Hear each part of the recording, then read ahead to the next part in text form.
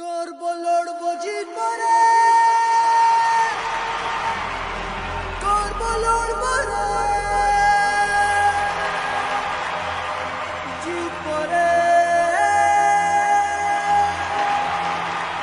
জিতবো রে।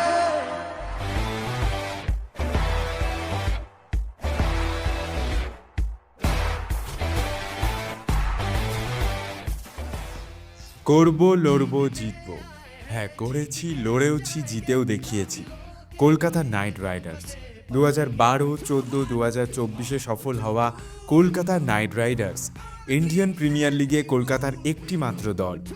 মাঠে নামবে 22 মার্চ 2025 আইপিএলের প্রথম ম্যাচে, খেলবে কিং কোহলির রয়্যাল চ্যালেঞ্জার্স বেঙ্গালুরুর বিরুদ্ধে। এই দলটি এই বছর নিজেদের না পাওয়ার ট্রফির লক্ষ্যে আরও বেশি শক্তিশালী হয়ে নামবার জন্য দৃঢ় প্রতিজ্ঞ। সেই দিন ইডেনে একটিও সিট ফাঁকা থাকবে না।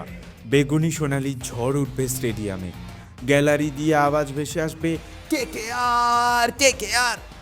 এই বছর প্রধান কোচ চন্দ্রকান্ত পণ্ডিতের সঙ্গে দলে এসেছেন মেন্টার স্যার চ্যাম্পিয়ন ব্র্যাভো, এসেছেন ক্যাপ্টেন অজিঙ্ক্য রাহানে, দক্ষিণ আফ্রিকার উইকেটকিপার কুইন্টন ডি কক ও দুরন্ত গতির অ্যান্ড্রিচ নকিয়া।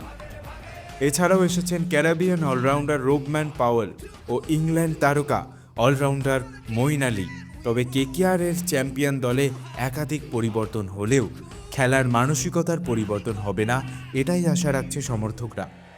নারিনের বিরাট ছক্কা, রাহানের ক্যাপ্টেন্সি, বরুণের হাতের জাদু, হর্ষিতের আগ্রাসন থেকে আর মানে রিঙ্কু রাসেল রমনদীপের ফিনিশ দেখতে অপেক্ষা করছে কলকাতার মানুষ।